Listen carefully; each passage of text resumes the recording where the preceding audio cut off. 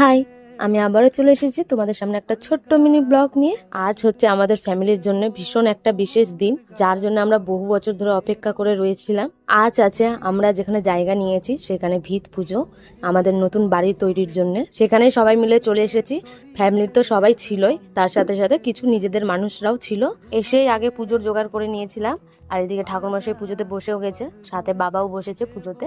বাড়ির সবার অঞ্জলি দেওয়া হয়ে গেছিল, আর অভিজিৎ একটু ছিল না, সেই জন্য এখন সবার শেষে একা একা অঞ্জলি দিচ্ছে। পুজো প্রায় শেষের দিকে, এখনো কিছু নিয়ম বাকি রয়েছে, যার মধ্যে একটা হচ্ছে মিস্ত্রি কাকু নিজের হাতে ইটগুলো এই গর্তর মধ্যে দিবে, আর সিমেন্ট বালু দিয়ে যেভাবে বাড়ি তৈরি হয় সেভাবেই করবে।